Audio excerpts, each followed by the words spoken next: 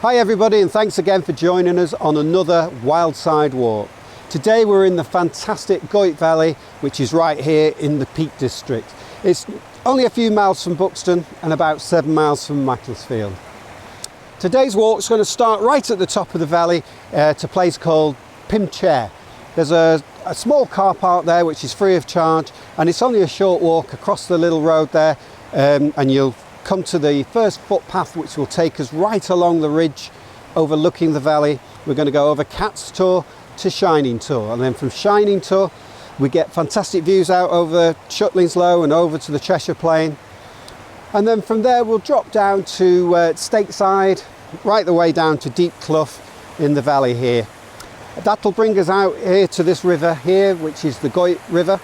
We'll follow the river right through these woods here to the ruins of Errwood Hall, where hopefully we're going to meet up with somebody called David Sterling, who's a bit of an expert about the place and the history of this area, and he's hopefully going to show us around the ruins of the hall and give us some information about the place. From there we're then going to walk up a little bit of a detour up to Foxlow Edge, just again so we can get another great view of the valley. With it being autumn, the colours are truly fantastic at the moment. And then it's not far up to the little chapel there up on the hill, and from there we'll just follow the path along the side of the road, which will take us back up to the car park at Pym Chair. It's going to take us about 3.5 hours. It's about 7 miles. It depends on how fast we walk and how distracted we get. The weather forecast is changeable, but pretty nice at the moment, so let's get moving. Impatient dog wants to get moving, and let's get going. Come on then.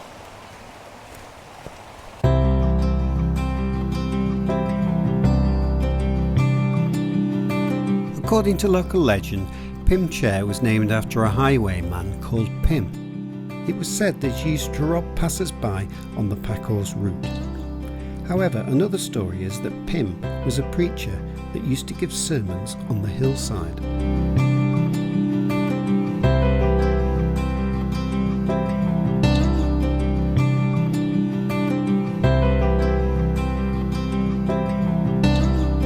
The long ridge where we start our walk runs all the way from Shining Tor down to Wingather Rocks and forms the boundary between Derbyshire and Cheshire.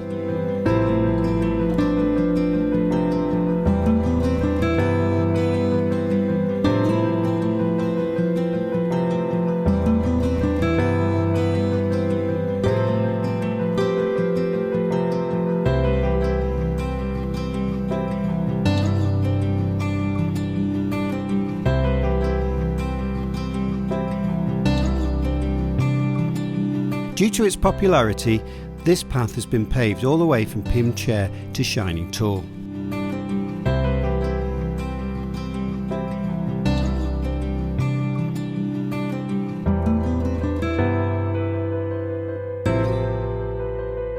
As we pass over Cat's Tor, we get a great view of Shining Tor in the distance.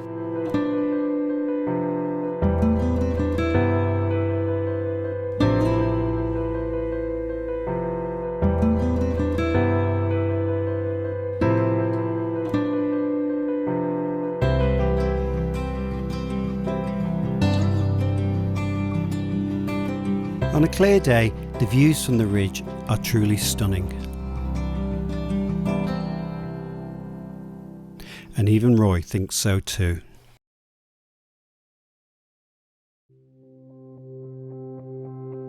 Looking back from the direction that you're walking, you get some great views out over Hayfield and as far as Kinder.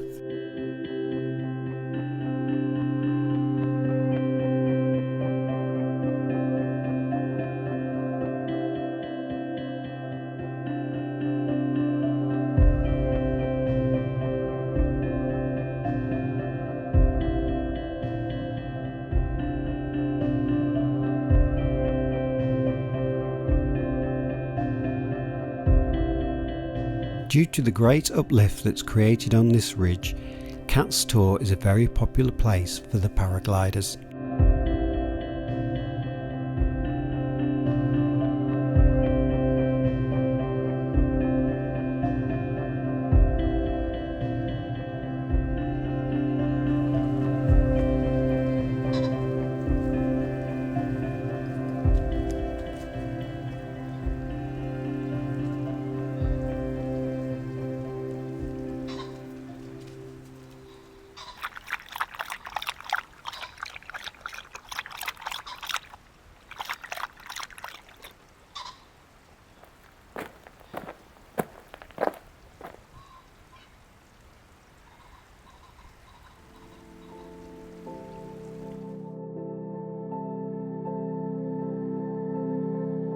And here it is, shining tall. Standing at 559 metres above sea level, it is the highest point in modern Cheshire.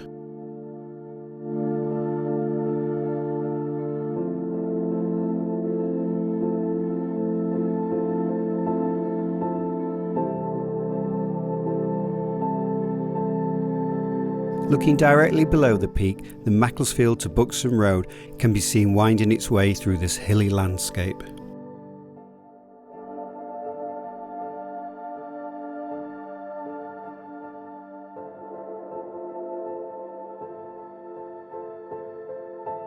There are some great views to be had from up here, looking out over the Cheshire Plain and on a good day as far as North Wales. Looking the other way you can see right out over the Peak District. Coming down from the tour, we take the footpath that heads eastwards, heading towards Stateside.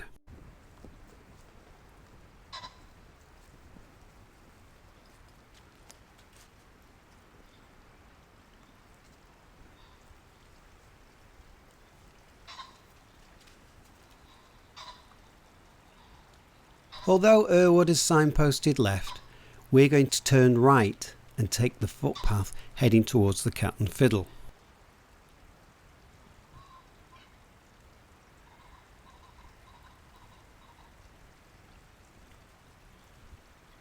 Come on, Eve.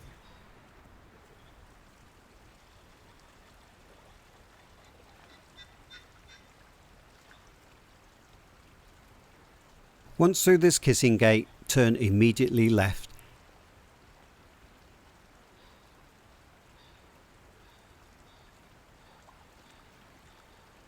The path will then descend down a steep hillside.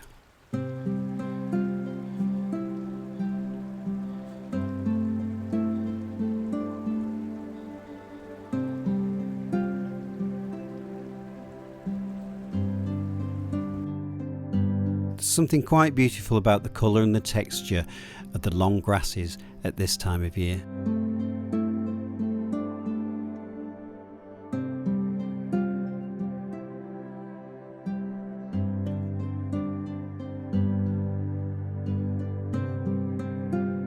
You will eventually descend into some young pine woodland.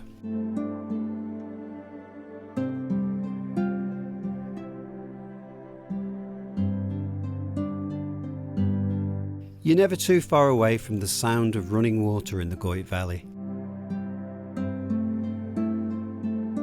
In this case, it's Deep Clough.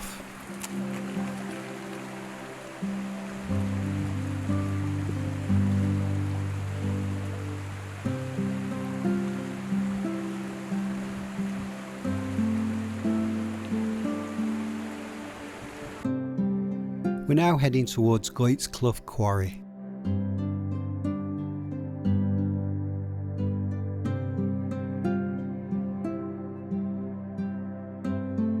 Looking out from here at this time of year, the views and the colours are truly stunning.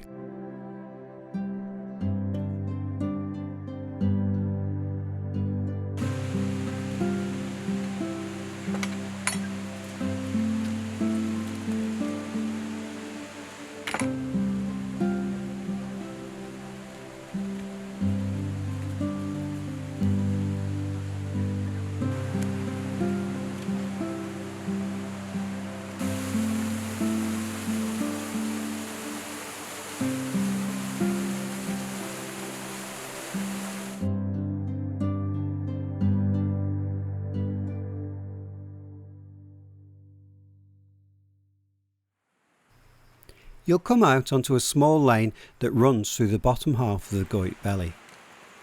Turn left onto this road and follow the road for a few hundred yards where you'll see a footpath on your right on the opposite side.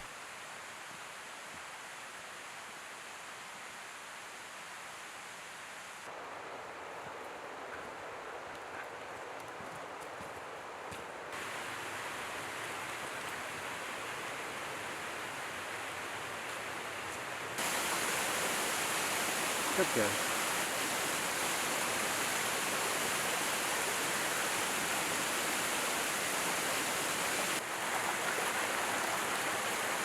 This will take you down through some lovely woodland to the River Goyt.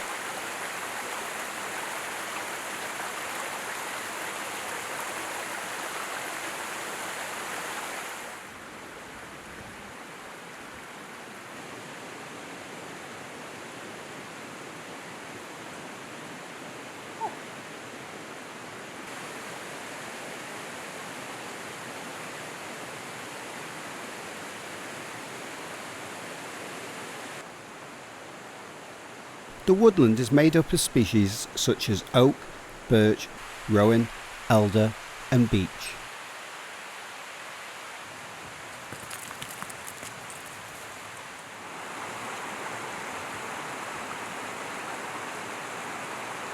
As always, we'll have to take a short break for the dogs to have a splash around.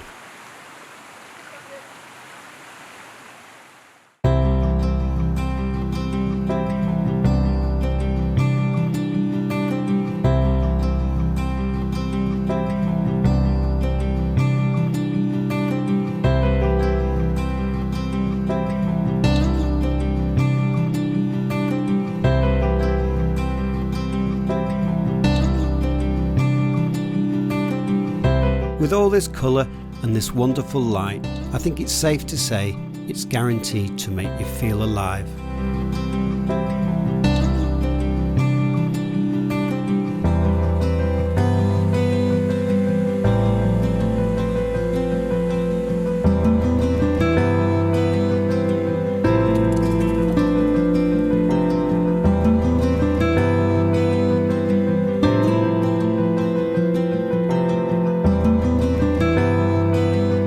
Eventually the path will meet up with the road again. Go through the gate, straight across and join the path opposite.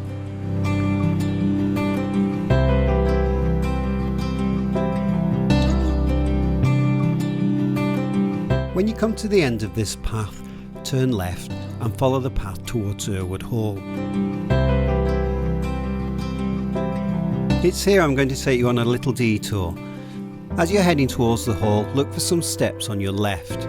Follow this path upwards.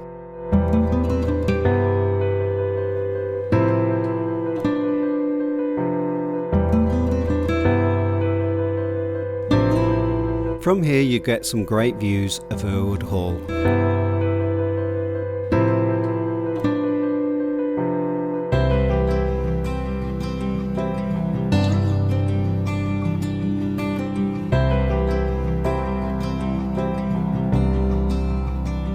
You'll start heading down the hillside and through this old gateway.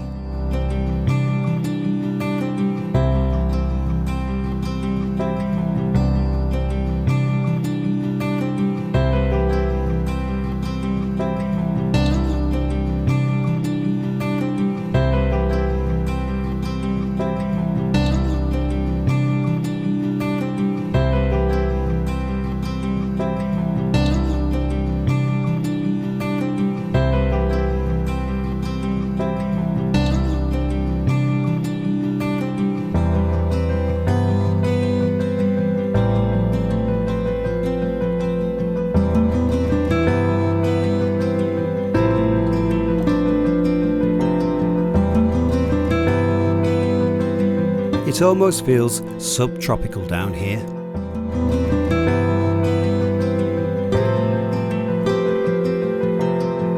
You'll soon cross a small stream and then head upwards to the main path, where you'll turn right, following some beautiful sweet chestnut trees.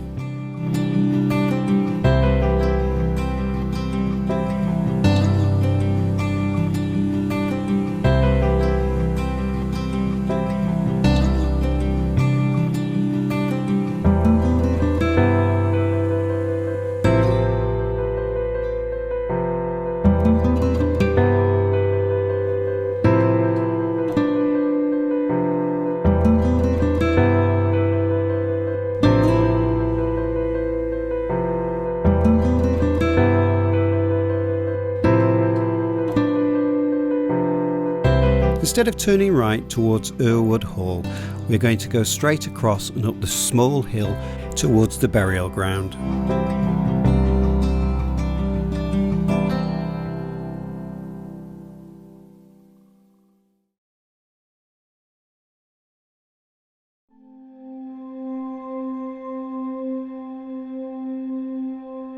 This small cemetery, perched up on the hillside overlooking Errwood Estate, is the final resting place of the Grimshaw family, who once lived in Errwood Hall.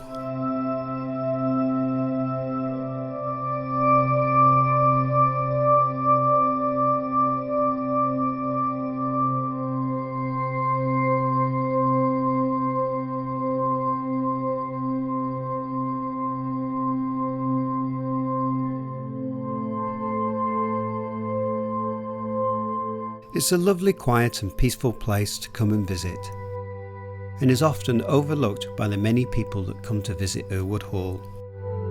I have to say, you probably couldn't get a nicer final resting place.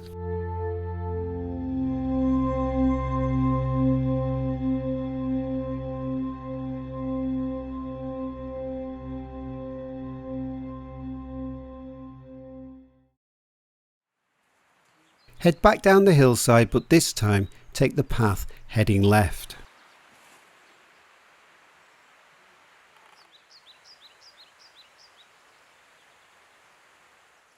Down some steps and again head left towards the hall.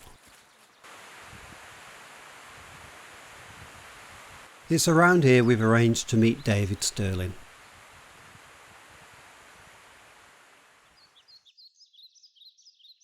Thanks for coming along today and meeting me here at Errwood Hall. That's a pleasure.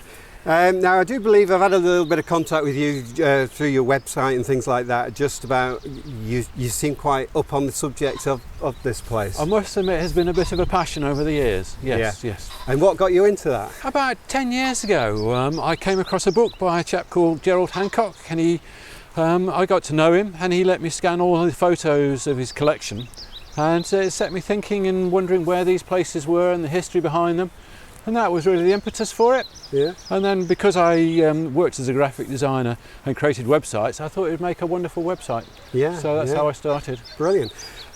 So we're here at the ruins of Errwood, and is there anything you could tell us just a little bit about what this place used to be exactly? Sure. Yeah, it was the whole Errwood estate was purchased by somebody called Samuel Grimshaw in 1832. £9,500. Wow. And he purchased it off John Jodrell, Jodrell Bank. Yeah, yeah. And it goes all the way from the Cat and Fiddle, Yeah. further south, all the way to Taxel in the north, Yeah. some 2,000 acres. Wow. And he then built this amazing country house up here with these wonderful views across the valley. Yeah. And he started building in 1840, I think. In fact, it was his son, and who was also called Samuel Grimshaw, who oversaw the construction. And we don't know exactly when it was finished, but probably mid-1840s. But this was obviously their country retreat, and they came here whenever they could. So they didn't actually live here the whole of the time? I don't think so. Right, okay. He was a bit of a businessman, but they always had a lot of money. He spent a lot of time they had a family yacht called the Mariquita, and in fact the bosun of the yacht, the captain of the yacht, is buried on the hillside cemetery. And then he died in the 1860s, and eventually he had one son who was born, I think, 1850, who didn't survive more than a year, again buried atop the hill. And he had two daughters, Mary and Genevieve, and I think they inherited the house. And they lived here. They became quite well established and were well loved in the valley. They had a little school for the various the families of the farmers. And the last of the Grimshaws, Mary, she died in 1930, at which point Stockport Corporation, who'd identified the whole Goyt Valley area for building the twin reservoirs, the Fernley and Errwood, had agreed with her before her death that they'd purchase it. And when they started construction, they decided in their great wisdom to demolish all the farmhouses, including this wonderful country house. I can see why they wanted to build a reservoir here. After doing the walk and doing some of the filming, the place is just gushing with water after a heavy rainfall. And I think it was quite easy to build in terms of damming it. Yeah, The two. yeah. So Fernley, they started soon after Mary's death. So they purchased it in 1930, and work started in 1932, I think. And the idea was to build one after the other. So Fernley first, further to the north, and then Errwood was supposed to follow soon after. But the war came along, lack of manpower, lack of money, and then there was another 30 years before they started work on Errwood. Right. Which is the nearest. It seems such a shame, though, that they actually demolished this wonderful building in this location when it didn't really infiltrate into the reservoirs and the building of the reservoirs. They seem to have had the excuse that they thought that the drains would pollute the reservoir. But I can't imagine that can have been true. No. I think it was simply because they didn't really want to look after it. And why do you think they didn't demolish the whole thing and there's like these little bits of ruins that are still No idea standing? whatsoever. It's odd, isn't it? Yeah. I imagine that these windows here just sort of look out onto this, what is obviously it would have been like the front garden. And is on your film? You could see into the window. You could. Are these the windows that they were are. actually? Yeah. So there's two large windows and a sort of door in the middle. Yeah. And there's a wonderful photo that shows you can actually see the interior furnishings. Yeah. And these were all ornamental gardens, and there was a circular area here in the middle with a fountain, and over there with those steps there was a wonderful looking arch. And you went through the arch and up to the family graveyard. I always think when you come on a walk like this and you come across a piece of history like this, that it would be really great if there was some sort of plaque or some information to tell you about the place, because I'm forever doing it, coming across ruins of places and just not really knowing what it is, and it'd be lovely. I completely agree. Yeah. There were a few dotted around, but they sadly got vandalised. Yeah.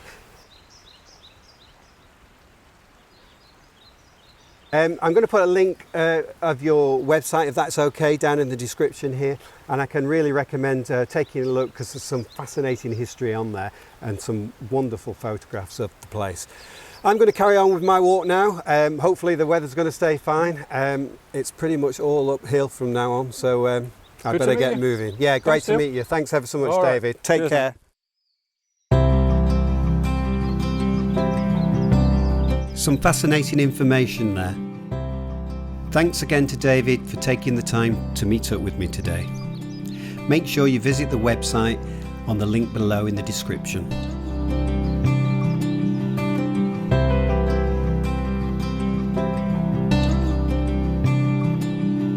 We leave the hall, crossing the old stables and heading to the footpath north of the ruins.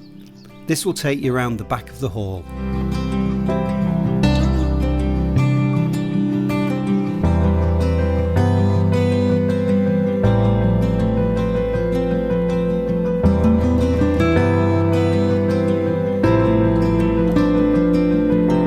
We don't actually need to cross this bridge, but I always feel the need to go and stand on it.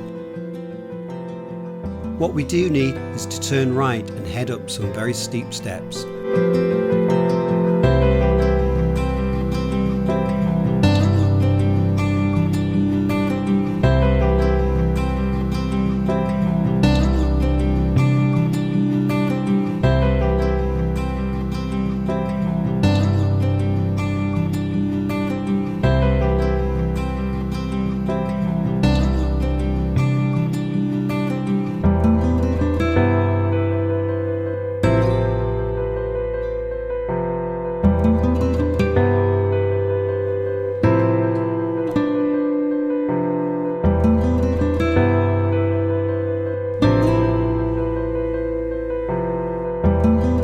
The path to Foxlow Edge branches off to the left between a dry stone wall and a fence.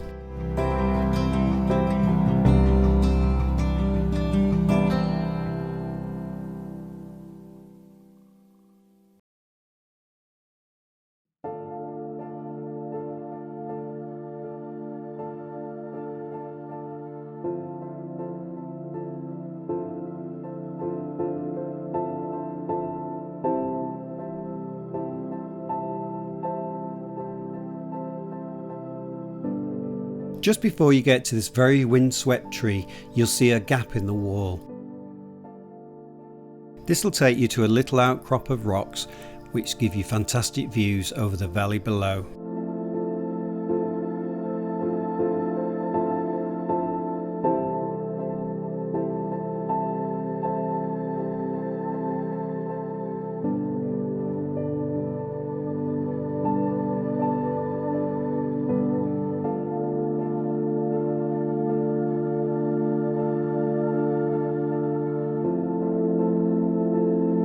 One of the most important things I find about walking is making sure you find the time to stop, reflect and absorb the wonders of the landscape.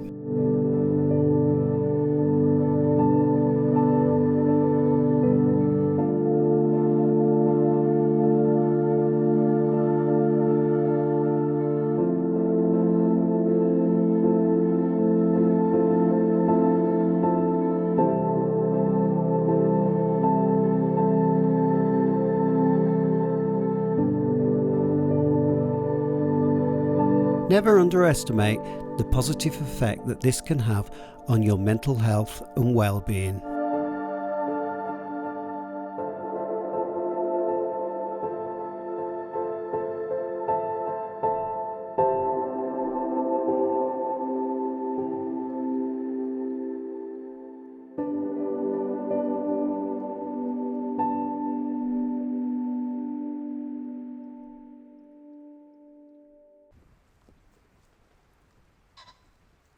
After that little detour, we need to head back down the hill to the signpost and then take a right and follow the path which will take you down through some trees and eventually meet up with another path that will take you up into the direction of Pim Chair.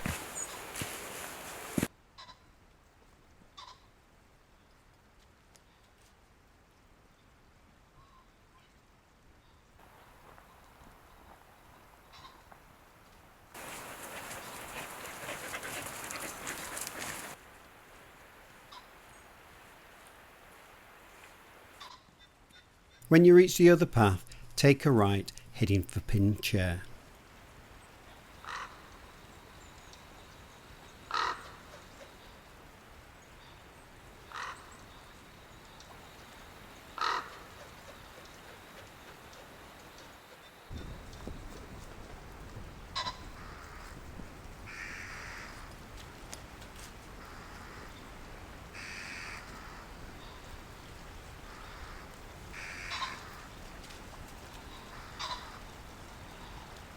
It's a steady climb up the side of this hillside, but eventually you'll come out into a small coppice of pine trees. It's around here you'll get your first glimpse of St. Joseph's Shrine.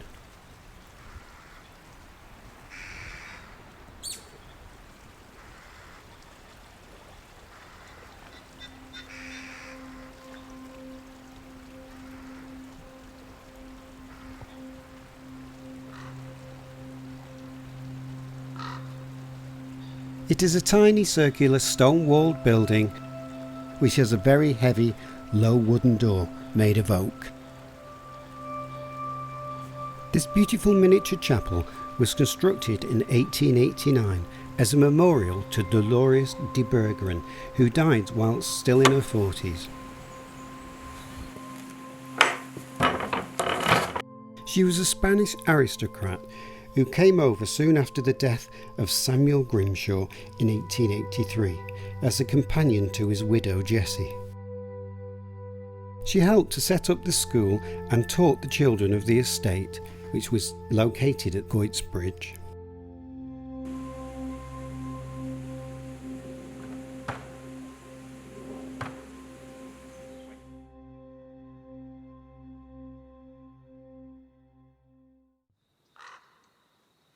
That was a great finale to our walk today. Head up the steps back onto the main path. I'm getting a little weary now as we're nearing the end of the walk.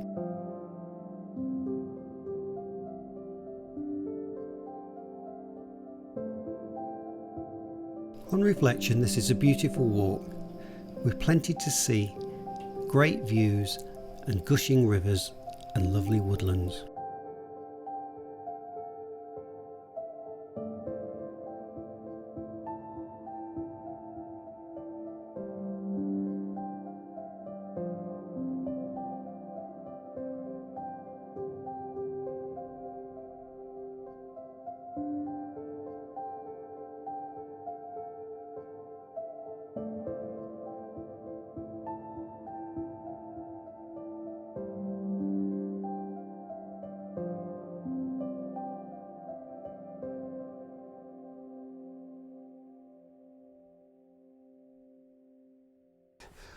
So there we have it. That was Pim Chair to Errwood Hall via Shining Tour. Hope you've enjoyed it as much as we have. A little bit tired now after that last push up the hill, but it's well worth it. Hope you can find the time to try this walk. It really is worth the effort. It's got a little bit of everything, and especially if you can catch it on a day like today. I'd like to just say a massive thank you for all your subscriptions, your likes, your comments. It really does give me encouragement to get out here and make more films. So if you haven't subscribed yet, please hit the button. It's totally free and it gives me support and motivation to get out and do some more. Thanks again for joining us. Until our next walk, I can't tell you too much about that yet, but I can guarantee you one thing. It's going to be a walk that's going to make you feel alive, as always. So till then, take care and thanks a lot.